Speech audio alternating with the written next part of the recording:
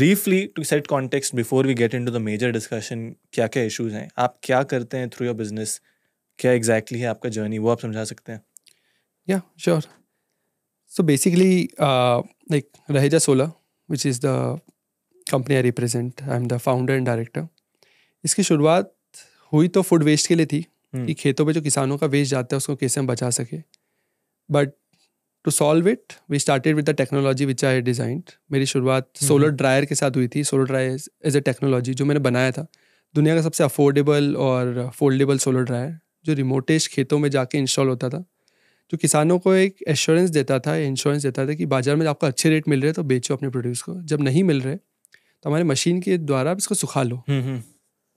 और सुखाने के बाद आपकी शेल्फ लाइफ 7 दिन से 1 साल हो जाएगी. जो फ्रेश प्रोड्यूस 7 दिन तक बच पाता था उसको हम साल भर तक सुखा पाते, साल भर तक प्रिजर्व कर पाते थे. और प्रिजर्व करने के बाद आपको साल भर का मौका मिलता था उसको बेचने का.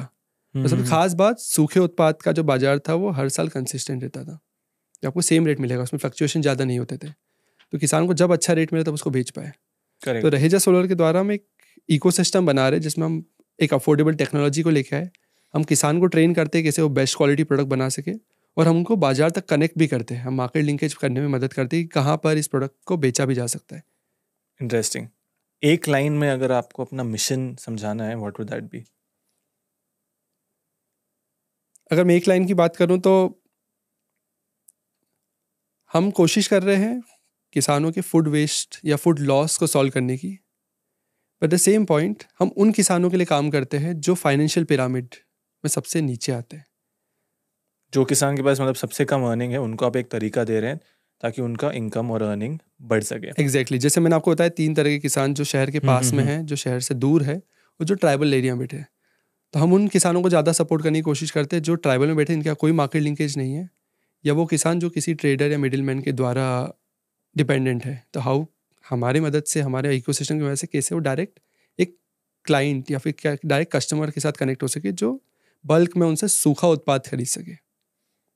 किसानों का तो इनकम आप बढ़ा लेंगे, बट आपको क्या इसमें खुद का, जैसे हम डिस्कस करते बिफोर पॉडकास्ट, एक अपॉर्चुनिटी दिख रहा है? आपने बोला इस इंडस्ट्री में हर एक कंपनी है, उन लोग 10 का 12, 12 का 15 करके पैसा कमा रहे हैं.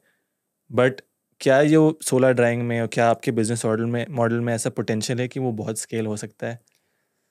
डेफिनेटली.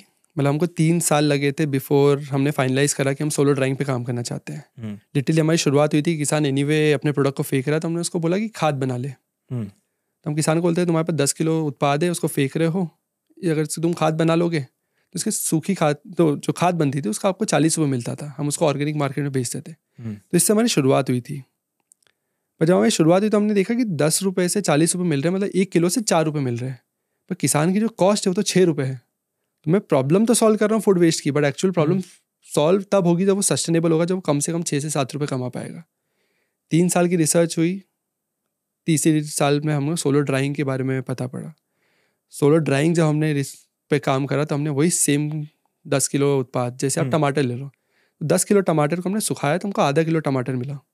वो आधा किलो सूखा टमाटर बाजार में सन ड्राइड टमाटो के नाम से पैकेजिंग करके 500 रुपये में बिक पाया. जहाँ हमारा माइंड ब्लो हो गया कि कहाँ मैं 40 रुपये की खाद बना रहा था, आज मैं 500 रुपये का सूखा टमाटर बेच पा रहा हूँ. 25x. There was enough margin to sustain a business. और एक बिजनेस वही होता है जो आप किसी के लिए वैल्यू जनरेट करो और आप थोड़ा सा मार्जिन ले लो.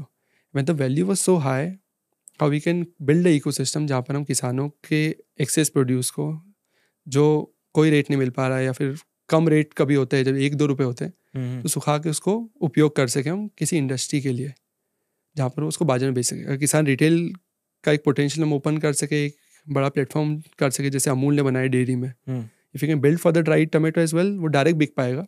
पर नहीं तो B2B मार्केट बहुत बड़ा है जहाँ पर सूखे टमाटर पिज़्ज़ा वाली कंपनी, रेस्टोरेंट्स, ये सब खरीदते हैं. We are trying to build that ecosystem जहाँ पर इतना अच्छा मार्जिन भी है, उन प्रोडक्ट्स को हम यूज़ कर पा रहे खेत पे जो सबसे अच्छे हैं, क्योंकि और आपका सोलर एनर्जी से उपयोग हो रहा है, सोलर ड्रायर है, ऑपरेशनल कॉस्ट नहीं है, खेत पे प्रोसेसिंग होने से ट्रांसपोर्टेशन कॉस्ट नहीं है. So able to save margin as well. बहुत सा मार्जिन बच पाता है वो किसान को बिजनेस सस्टेन करने के लिए, उस रेस्टोरेंट को एक अच्छा माल मिलने से, जिसमें वो बड़ी बड़ी इंडस्ट्री के बजाय खुद किसानों से ले पाता है क्योंकि उसका अच्छा प्राइस मिल पाता है. द सेम पॉइंट, हम इकोसिस्टम बिल्ड कर रहे हैं तो हमको भी एक सफिशिएंट मार्जिन मिल पाता है टू सस्टेन दिस मॉडल. कि हम इसको लॉन्ग टर्म पे, जहाँ हम 1 लाख किसानों के साथ काम कर रहे हैं, हम 10 करोड़ किसानों के साथ काम कर पाए पूरे देश भर में, दुनिया भर में। मेजरली जो मैं समझाऊँ, किसान के हमारे देश में 2 ही प्रॉब्लम है। कॉस्ट ऑफ इनपुट किसान का बहुत तेज़ी से बढ़ रहा है, तो और दूसरा कि किसान को मार्केट का कोई पकड़ नहीं है। आज किसान को मानो 10 रुपये का कोई इनपुट बेच रहा है, राइट, 10 रुपये तो वो खर्च कर लिया, बट मार्केट में वो 10 रुपये या 12 रुपये कब 2 रुपये हो जाता है उसको कंट्रोल नहीं है। बिकॉज ऑफ विच उसका कॉस्ट ऑफ इनपुट साल बाय साल बढ़ते जाता है, कॉस्ट ऑफ आउटपुट उतना नहीं मिलता। मैं जो समझ रहा हूँ कि ये ड्राइंग रिलेटिवली एक चीप टेक्नोलॉजी है जिससे किसान का कॉस्ट ऑफ आउटपुट भी बढ़ सकता है। एक ही जो मुझे कैच लगा, जो मैं आगे करना चाहूँगा, कि वो 10 kg टमाटर फिर 1 kg आउटपुट में आ रहा है, बट 1 kg फिर 5 रुपये में बिक रहा है जी। बाय लॉजिक आपका 10 किलो टमाटर 500 रुपये में जा रहा है, 50 रुपये का average. Am I right? It is average, but बहुत बड़ी वैल्यू चेन होती है, तो हम कोशिश करते हैं कि वो रिटेल कस्टमर जो 100 ग्राम खरीद रहा है, उसके बजाय जाने कि हम एक रेस्टोरेंट के पास जाए जो 10 किलो से 100 किलो खरीदे, तो मुझे ज़्यादा कस्टमर्स के पास नहीं जाना पड़ेगा। क्योंकि किसानों के लिए समस्या है कि 6 महीने हार्वेस्ट करने के बाद मैं 6 महीने मार्केट पे इन्वेस्ट नहीं कर सकता हूँ, तो एक ही कंज्यूमर तक नहीं जा सकता हूँ। If you can build a ecosystem जहाँ पर किसान सुखाए तो सही, पर एक ऐसे बायर के पास चले जाए जो बल्क में खरीद ले, तो we try to focus on that. उसका रेट भी अच्छा मिल जाता है, बट वो 500 तक नहीं मिल पाता। But anyway, if I just take example tomato itself, तो कम से कम अगर मैं 10 किलो टमाटर सुखाता हूँ तो मुझे 150 रुपये तक उसका भाव मिल पाता है। 15 रुपये किलो एवरेज। 15 रुपये बल्क में। पर इससे खास बात क्या होती है, क्योंकि हमारा देश इंडिया, भारत अभी भी फ्रेश ईटिंग नेशन है, हमको अभी भी ताज़ा चीज़ें चाहिए। तो कोशिश ये रहती है कि जो अच्छा माल है, जो ए ग्रेड में बिक सकता है, वो ए ग्रेड में बिक जाए। जो बच गया है, जो छोटा रह गया, जो टेढ़ा मेढ़ा है, सतरंगी टमाटर होते, 3 रंग के होते हैं, उन टमाटर को हम सुखा लें और वो फिर रेस्टोरेंट के पास जाए। तो किसान एनीवे अभी जो 10,000 रुपये कमा रहा है वो तो कमाए, पर जो एक्सेस प्रोडक्ट्स है, जो 20% जो जीरो उनको वैल्यू दे रहा है, अगर उससे भी कमा सके, तो हम यहाँ पर कम से कम 30 से 40% वैल्यू इंक्रीज़ की बात करते हैं कि हम 30 से 40% एक्स्ट्रा इनकम कमा सकते हैं किसान उन प्रोड्यूस से, इसकी अभी कोई वैल्यू नहीं है। समझ गया। मैं जो समझाऊँ कि मेजरली आप वो टमाटर यूज़ कर रहे हैं जो मार्केट में नहीं बिक सकते हैं, जो ख़राब हो गए हैं। ख़राब नहीं हुए, ख़राब होने वाले हैं। मतलब हाँ, ख़राब हो सकते हैं पोटेंशियली, मार्केट में उसका भाव हाँ जी नहीं मिलता है। इंटरेस्टिंग। इस पे काफ़ी क्वेश्चन है, डिस्कस करेंगे, बट मैं चाहता हूँ थोड़ा टॉप से स्टार्ट करें। बहुत सारे जनरल पब्लिक, किसान तो जानते ही होंगे, बट ये नहीं रियलाइज़ करते कि हमारे देश में कितना खाना वेस्ट होता है। खाना 2 लेवल पे वेस्ट होता है। एक तो किसान के खेत पे, हाँ जी, मार्केट पहुंचने से पहले ही मेजॉरिटी खाना बर्बाद हो जाता है, जो हम पोस्ट हार्वेस्ट लॉस कहते हैं। दूसरा कंज्यूमर लेवल पे, कंज्यूमर तक खाना पहुंच गया, वो भी काफ़ी वेस्ट करता है। सिंपल शब्दों में समझा सकते हैं पोस्ट हार्वेस्ट लॉस क्या होता है और एग्रीकल्चर में कैसे कितना फूड वेस्ट हो रहा है। तो जैसे आपने बताया अभिनव, लाइक वेस्टेज तो हर लेवल पे है, फार्म लेवल पे भी है, कंज्यूमर लेवल पे है। अगर मैं इसको बीच में बाइफिकेट करूं, तो खेत पे सबसे पहले एक लेवल ऑफ प्रोड्यूस फेंका जाता है, जो होता है पका हुआ फल या पका हुआ सब्जी, जो पक जाती है, जो ट्रांसपोर्ट ही नहीं हो सकती, वो खेतों पे रह जाती है। सेकेंड लेवल होता है ट्रेडर या फिर मिडिल मैन, या फिर जो फर्स्ट लेवल ऑफ बायर होता है, उनके स्टैंडर्ड्स होते हैं कि सही साइज़ का प्रोडक्ट्स होना चाहिए, उनको डिफरेंट कलर्स नहीं चाहिए, राइपनेस डिफरेंट नहीं चाहिए। सो वो उस बेसिस पे सॉर्टिंग करते हैं। सो वहाँ पर 10% वेस्टेज होता है। सो खेत पे पहले जो पक गए फल, उनका वेस्टेज होगा, फिर मिडिल मैन लेवल पे 10-15% का वेस्टेज होता है। एंड देन अगर जो हम नई प्रोसेस देख रहे हैं, supermarkets and quick commerce आ गए हैं, उनके स्टैंडर्डाइजेशन और स्ट्रिंजेंट होते हैं, उनके और टफ मेंटेन करने के लिए और 5% वेस्टेज होता है। जैसे कम से कम 15 से 20% फल के अंदर, सब्जियों में 20 से 25% वेस्टेज ग्राउंड लेवल पे या फिर कंज्यूमर तक पहुंचने से पहले होता है।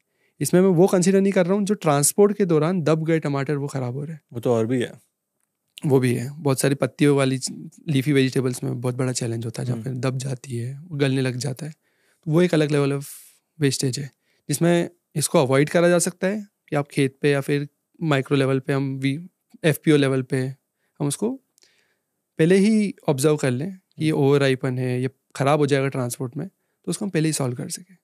एंड देन जब कंज्यूमर तक पहुंचता है, तो कंज्यूमर 7 दिन में अगर नहीं कंज्यूम कर पा रहा, तो वहाँ पर वेस्टेज अलग है।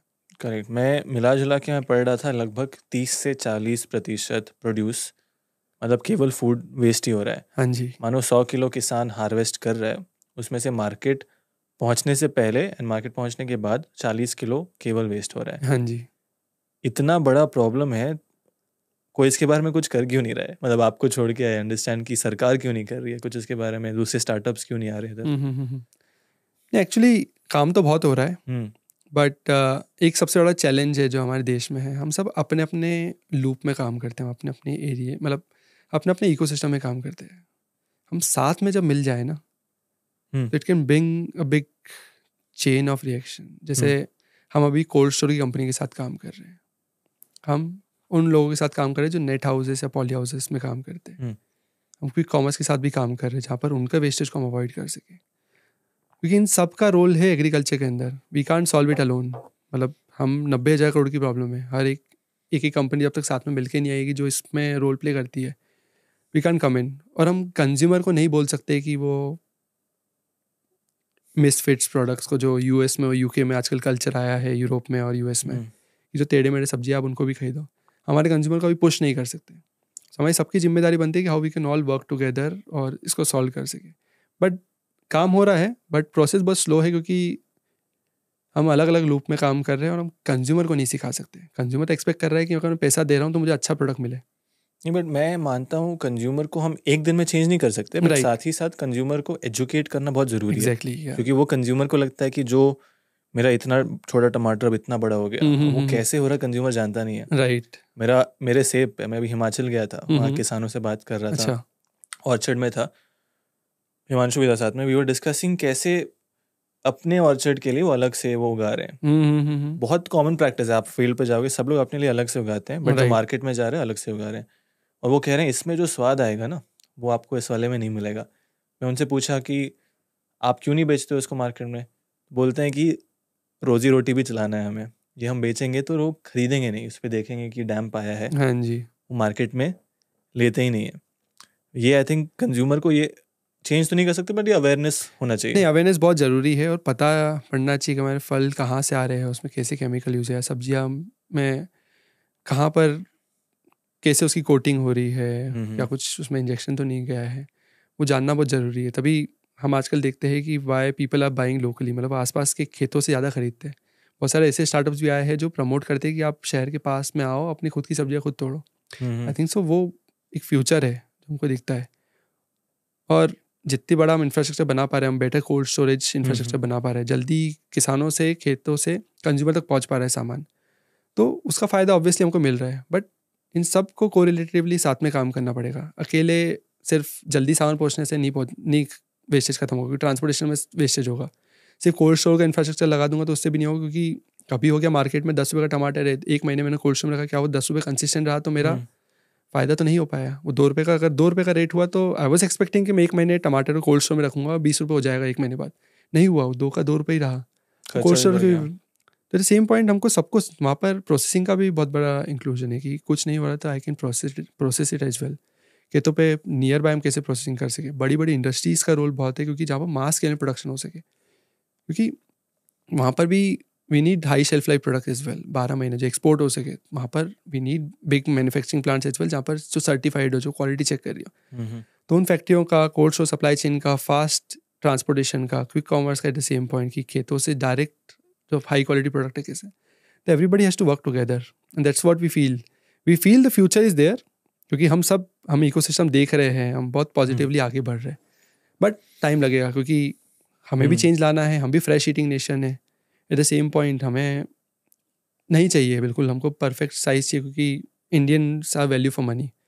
बिल्कुल, मैं पैसा दे रहा हूँ, मैं 10 रुपये दूँ, 5 रुपये दूँ, 20 रुपये दूँ, 100 रुपये दूँ, मुझे मेरे पैसे का वैल्यू मिलना चाहिए। We always look for it. At the same point बहुत सारे इकोसिस्टम में कोरिलेशन आ रहे हैं। You must have seen your platform is actually enabling it as well, कि हम एक दूसरे के बारे में जान पा रहे हैं। हम जितना टेक्नोलॉजी को यूज़ कर रहे हैं, हम जितना सोशल मीडिया को यूज़ कर रहे हैं, हम एक दूसरे के साथ बारे में जान पा रहे हैं कि ये भी काम कर रहा है पोस्ट ऑफिस में, अरे ये कंपनी भी पोस्ट ऑफिस में काम कर रही है, how we can all work together.